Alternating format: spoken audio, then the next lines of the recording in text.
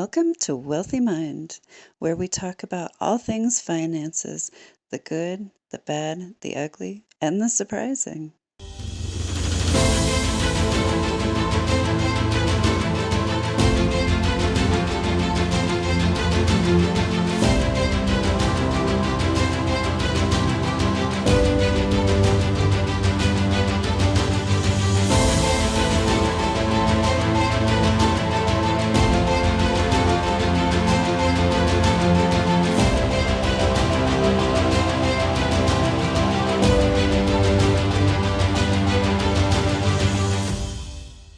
All right, welcome to Wealthy Mind Podcast. I am your host, Misty Rose Gold, International Success Coach for business owners and executives. And today I have with me Dr. Alex Oglesby. He is a chiropractor in the Denver Tech Center. Hi, Alex. Hey Misty, how are you doing today? I am great. How are you? I'm doing well. Awesome. So thank you, first of all, for being a guest on the Wealthy Mind podcast. I appreciate it. Of Absolutely. Thank you for having me. course. So let's dive right in. I want to talk about your journey as you've opened up your own practice, right? And how long have you been in practice so far? We are coming up on a year and a half next month. Yeah, that's awesome. Congratulations. Thank you. I know that you're doing fairly well now since we work together. I'm your client, your patient, you're my client. By the way, Dr. Alex is amazing. So if you're in the Denver area or you are visiting the Denver area, he is incredible. He takes extremely good care of my entrepreneur's body, makes sure that everything is in alignment, and helps me with any aches and pains that pop up that are kind of weird and I can't solve on my own. He makes sure that I'm good and steady physically, because we all know that the entrepreneur's journey is very difficult on the body. So just a little FYI, Alex is amazing. But Alex, where did you start? Like, how did this journey start for you? Sure. Yeah. It definitely didn't start off on a great foot. I had to bounce between five or six banks before I found one that would take a risk on me. And Mhm. then I had some established relationships with banks I thought was going to work out well. And I took business classes in school that I thought had prepped me. And just the harsh reality of it was none of that was super useful, and I kind of had to forge my own way anyway. Yeah. Thank you for sharing that. I laugh because I hear that story so often. Yep. The business classes at school did nothing to prepare me for the real world. Yeah. Oh my gosh. Okay. So now that you're in the real world of business and entrepreneurship and having your own practice, what has it been like for you? Like, what are the ups and downs like? Um, I want to share the meat of your story so that you can be somebody else's survival guide. Absolutely. Yeah, it's the ups and downs are a lot more pronounced when you're in charge of the business and everything kind of falls on your buck than I had ever experienced before. Um, Definitely moments where we are increasing our patient count, or we're seeing great progress with some of our patients. Those highs are basically unmatched. That's what fills my cup, which I Yeah. love. But there's also the lows of people dropping off care, and me not necessarily understanding why that's happening, and a lot of self-doubt came in through the first year with that, a lot of blaming myself when a lot of times these things are out of our control. So I think understanding that there's highs and lows, especially in the field that I'm in, and just in Mhm. general with being an entrepreneur, and understanding that as long as you're trending upwards, kind of not getting too high or too low is the place to be. I like that you say that. So you're seeking a level of balance, correct? Yes, yeah. Yeah, and it's more of like the emotional balance because I understand that too. Like I had to learn that when I was younger and my highs were really high and my lows were really low. And I'm like, enough of this nonsense. I don't want to be on this roller coaster of my own creation. How do I get off of it? Absolutely. Absolutely. Yeah, so thank you for identifying that. So, what are some of the ways that you have created greater balance for yourself emotionally and mentally so that you're not on that roller coaster as much? Yeah, I think a lot of it has been with some of the work that you have been doing with me, which has been excellent. A lot of it has been kind of accepting that I can change what I can change, and some of the stuff that I can't is, is not up to me, and it's not worth putting the energy and the effort in to something that I can't control. It just kind of ends up being a sunk cost fallacy in a bad way. Mm, And I think a lot of it is going to come back to what worked best for me was scaling back from looking at the numbers all the time. I think because it mm. was constantly, are we seeing this many people? How many people is it a week? How many per day? And it really kind of gets bogged down when we have bad days or bad weeks. So I have to I had to take a step back and look at it on a grander scale. I like that. So, the bigger perspective instead of getting stuck on the numbers. Yeah. Yeah, because I mean, that's so important. And I have to control that in myself too. Like, I cannot let my bank account reflect my confidence. I cannot let it impact my confidence. I cannot let it impact my thought process. And sometimes, like when I take a major risk and my bank account goes down, I have to work on that. Like, I have to make sure to be mindful of, nope, we're just climbing to another level. And sometimes you have to go down a little bit before you go up again. So it's kind of like if you're a mountain climber, you have to go down into the valley to climb the mountain, right? So um, for me to keep a positive perspective, but not my worth wrapped up in my bank account and the numbers that I see, right? That's so crucial. And I'm hearing that you're finding the same for yourself. Is that true? Yeah, that's true for sure. Well, there's definitely a component of it where I also get a huge boost with my confidence when I'm seeing a lot of progress with my patients, and I love seeing, the growth that they make. And so there's also the balance of wanting to see people have the growth, but then also there's the back of my mind where there's always the number side of the business running because I can't just do Mhm. one or the other. I have to do both sides of it. Correct. And, from an outsider looking in, I know that a lot of people I've heard over the years, I'm not going to say everybody thinks this way, but over the years, I've heard negative things about chiropractors. Like they're just after my money. They want to put me on this plan because it gives them the most money. And yes, you have to stay in business, but I know personally, because you and I've been working together for so long, you've been taking care of my body, I've been taking care of your business. I know that you care so deeply about your people. And for those people who are listening that think all chiropractors are just after your money, Alex is not. 100% Alex is not. I can guarantee it. uh, yes, anyway, yeah, I am so passionate about how you are as a person and an individual. And the fact that I feel so incredibly safe with you as my chiropractor, like it means the world to me. So I just want to thank you for that. And thank you for being a man who does care. And you put the people first. Yes, you have to make a living, but you always put the people first.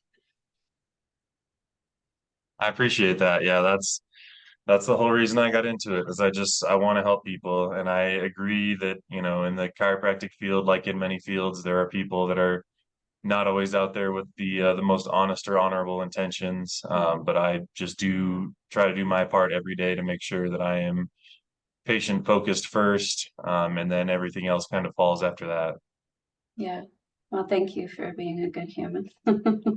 Oh, thank you. Is there anything else you would like to say to the people that are skeptical about chiropractic? Skeptical of chiropractic? Yeah. Mhm. Yeah, absolutely. We I think it was a lot more understandable to be nervous about it 30, 40 years ago. Since then, we've had empirical studies that have shown evidence of chiropractic's benefit to people of all ages and all walks of life. I mean, obviously I'm biased, but I genuinely believe that most, if not all, people can benefit from chiropractic to some degree. Mhm. And there's just a lot of information that when I give out, I feel like is knowledge that people have and genuinely is not. So I think a lot of people in general don't have as great an understanding of our bodies and how our bodies work Mhm. versus what we think we do. Right, correct. And I know one of the big components is the nervous system. So, how can chiropractic care work for everyone regarding their nervous system?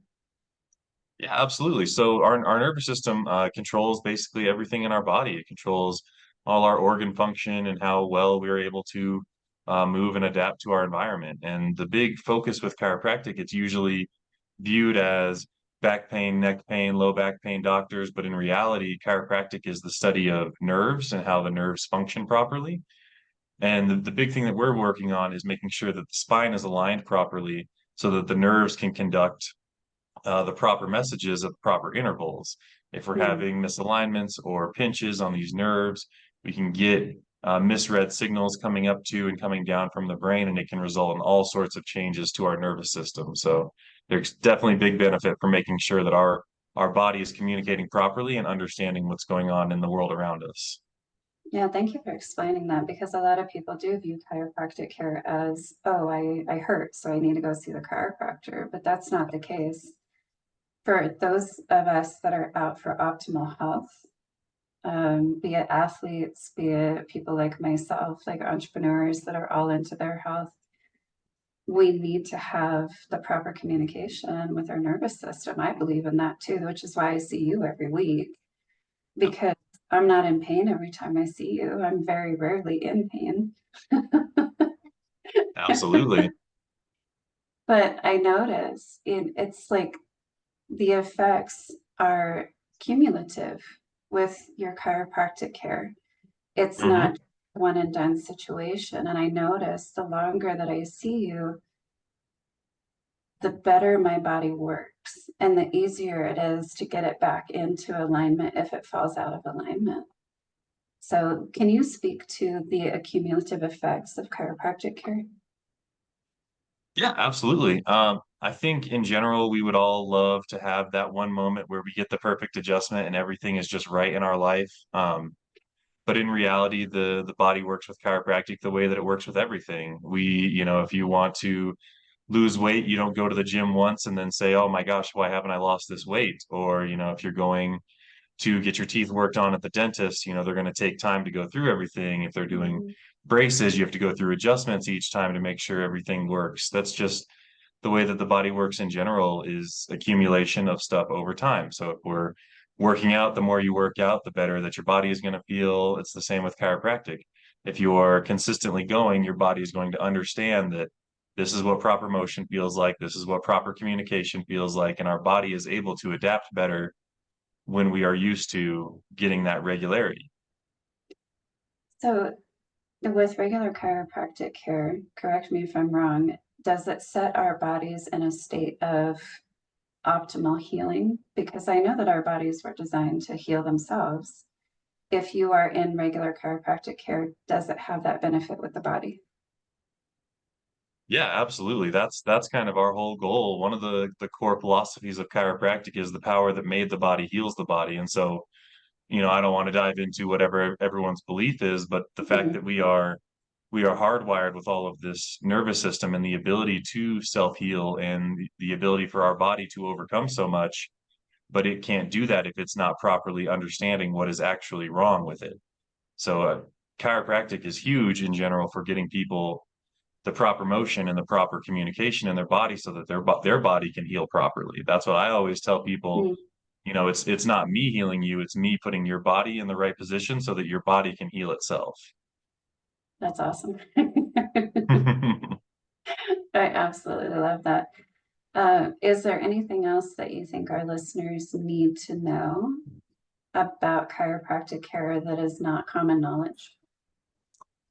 Yeah, the one thing, and I say this every time I do a speech or event or a talk, and I always get a couple parents coming up to me afterwards asking, please, please, please get your kids checked out, especially before they reach skeletal maturity. So right around that Hmm. puberty time, you want to get them checked out before then, because if we catch scoliosis early before skeletal maturity, we can actually start to lessen or completely eliminate curvature, so like things like scoliosis, things like gastrointestinal issues for Hmm. children.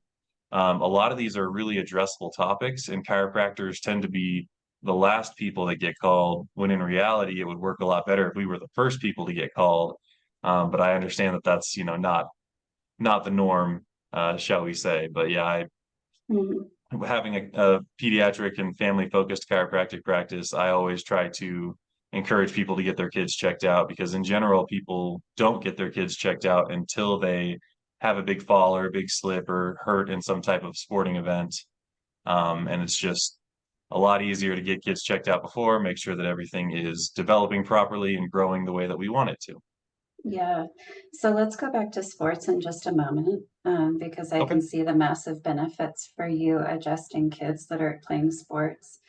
But I want to touch on the prevention of scoliosis, or if you see scoliosis, you can correct it before the complete development of the skeletal system. I wish my parents knew about that when I was a kid. Yep. You treat me every single week, and you know that my body, like I have done so much work to heal the scoliosis in my body, but it has taken a long, long, long, long time. I started working on it in my early 20s, and I'm 43 now. So I still have a little bit of evidence of the scoliosis, but it's not as pronounced as it was. And man, I wish my parents knew, because dealing with this for my entire life has not been fun. It has actually sucked in a lot of ways. Yeah. Yeah, it's awful. So, anywho, parents, please, if there is a trace of your kid having a curvature in the spine or anything off in the ribs or whatever it is, please, please, please get them in to see a chiropractor. um, Save them a lifetime of pain and a lifetime of issues and a lifetime of I have to take care of certain things in my body. Not just I want to, but I have to. Like for Yep. me, I have no choice. If I stop seeing a chiropractor, I start going backwards, which is not fun. Yeah, totally not fun. Yeah, Do not no. want the scoliosis coming back. No thanks. Yeah, and that's why I always, anytime I have an opportunity to say something, I will, because I think it's something that in general people just don't know, and it's something that can be absolutely addressed if we work on it early. Yeah. Well, thank you for that. And yeah, if we can spare someone the pain I've had to deal with throughout my life because of the scoliosis, yeah, let's do that. So back to sports. I know that you love working with kids on sports teams. Why is that? Yeah, for a multitude of reasons. Number one, I grew up in the sports world. I played sports all the way up through college and did, the contact sports with football, did the non-contact sports with baseball and track and field. So it's, to me, I always just kind of grew up going to the chiropractor and seeing the benefits of it. So I just always kind of assumed that chiropractic and sports, and sorry, athletes, always kind of went hand in hand. And Okay. now that I'm on the chiropractic side of the world, I'm realizing that it's not as commonplace as I was hoping, at the lower Yeah, levels at least. right. Yeah, at the higher levels, of course, they're all into it. You're a big dude. How did you see the benefits as you were playing football?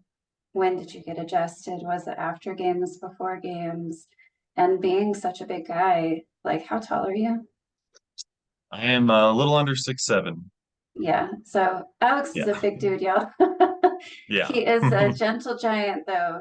Big dude, big hands, but super gentle. Like he can work on babies. He's that gentle. So anyway, what did you see as you were playing sports?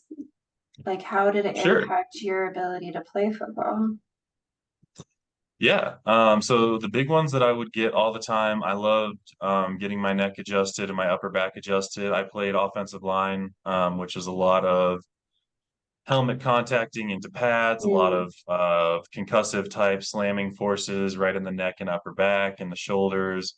So a lot of upper back work, neck work, shoulder work to make sure that I continue to have the mobility that I do. And, for being 34, oh, coming up on 34, not yet. mm. With, years and years of sports injuries, I move a lot better than a lot of people I know that, didn't really take care of the recovery work. So I like to get adjusted both before and after games, all throughout high school and college. I love that story. Thank you for sharing it. I know that if we can get parents on board to get their kids in, and they'll see those benefits and save their kids from having major health issues down the road, like Yeah. Oh especially yeah. Easier to recover when football, your body's knowing what it's doing. right? Especially in football when there's such like high impact on the Yeah. spine and the body, and oh my God, the trauma that it endures on a regular basis. I'm not going to say daily basis, but a regular basis. I know that chiropractic helps with trauma too. Does, yeah. So can you talk about that a little bit for our listeners? Like, how does chiropractic care help with trauma? Trauma of all shapes and sizes, by the way. Yeah, absolutely.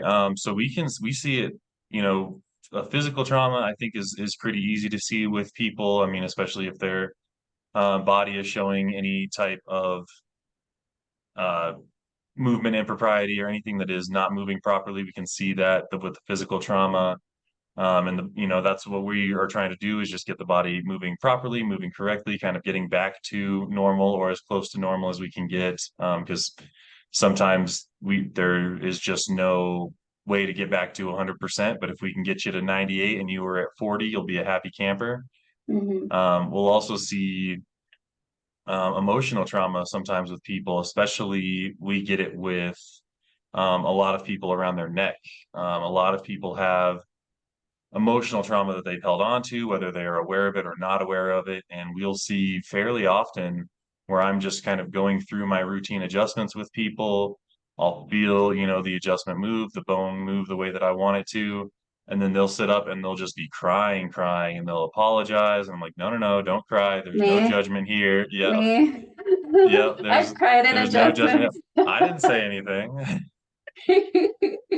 But it can be really emotional for people to get their body to move properly and to get their body to get out of that fight or flight instance, because a lot of times we just kind of sit where we're constantly with that high anxiety. I mean, we're just kind of running on cortisol again and again and again, where sometimes we get that body to kind of reset, we get it to calm down into that healing state, and then we just get a rush of emotions because our body hasn't actually been able to heal through whatever we've been Mm, at that high level from.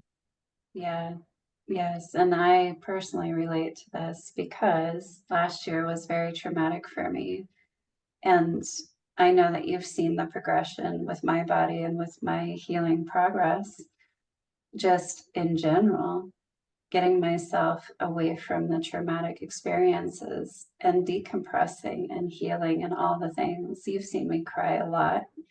You've seen me in all different emotional states, but I'm really glad that you have been in that.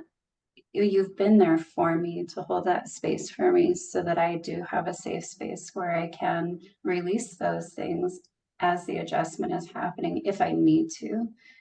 Like it means the world to me.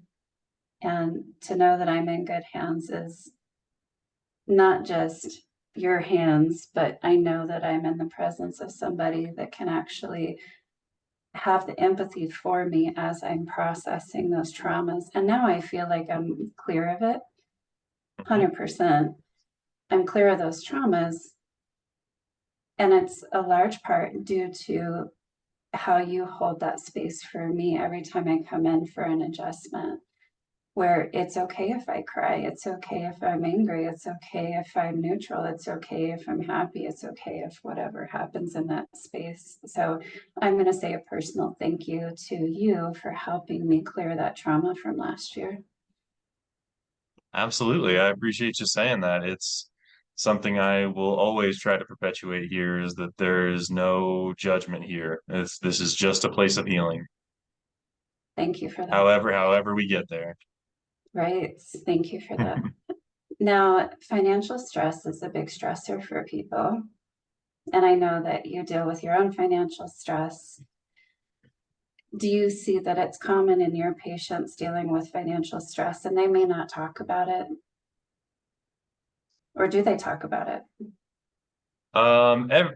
It really depends person to person the information that I'll get from people. Sometimes I'll tell people, hey, look, this is the care plan that we're looking at. It's X number of visits. It's this, price range, and let them know, like, hey, we can chunk that down in halves, thirds. We can go visit to visit. I just try to give people options to make sure that the finances are not the thing that holds us back.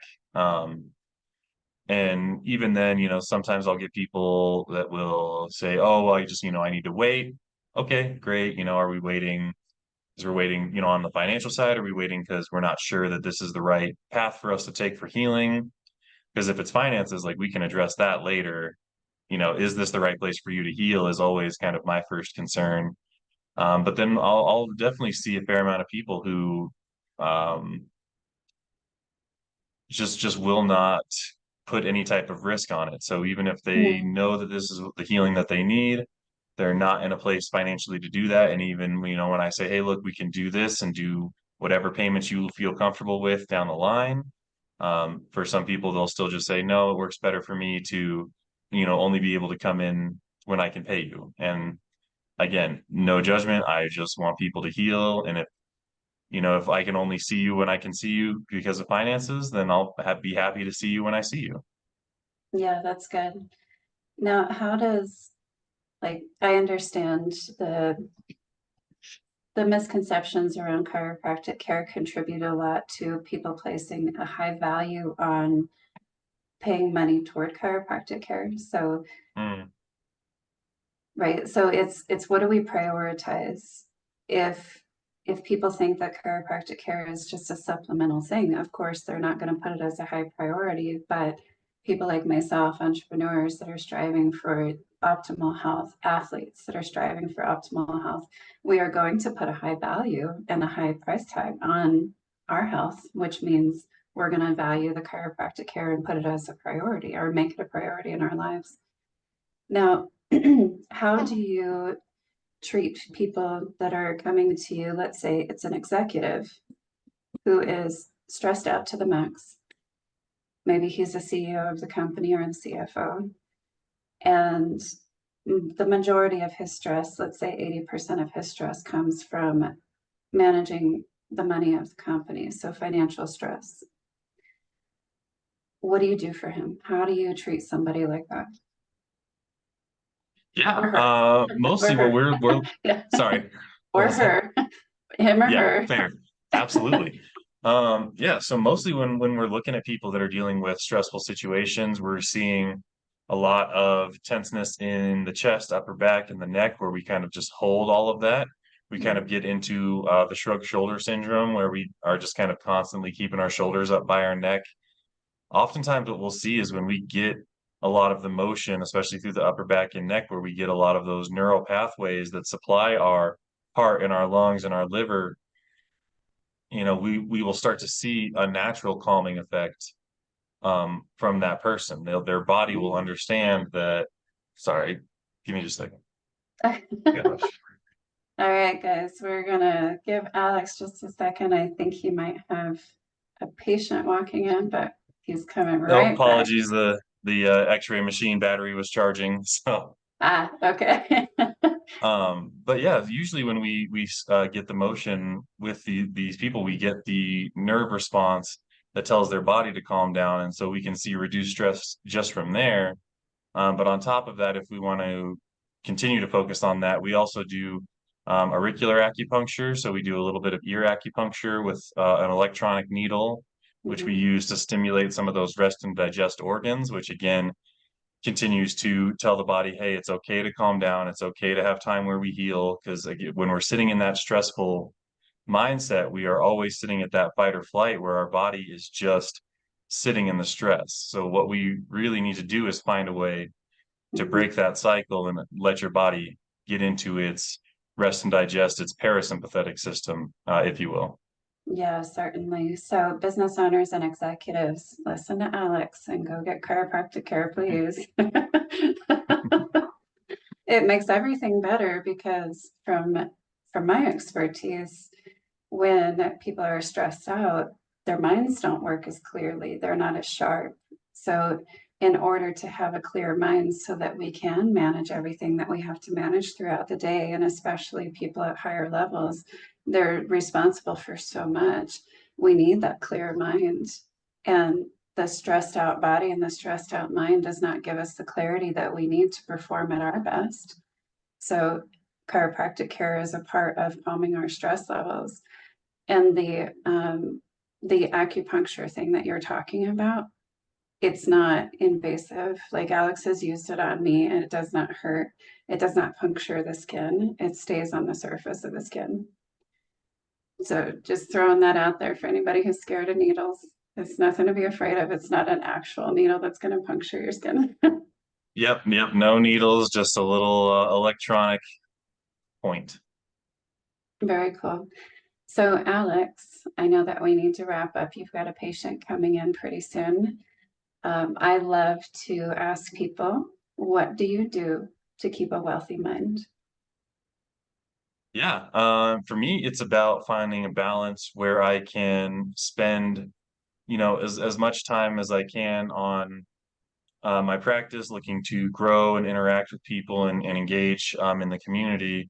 But then I also have to have a chunk of time every day where I set aside just to spend time with my family, to play with my daughter, to have dinner with my wife every night. For me, it's all about making sure that I'm finding the balance and spending more time with my whys, my family. So Mm.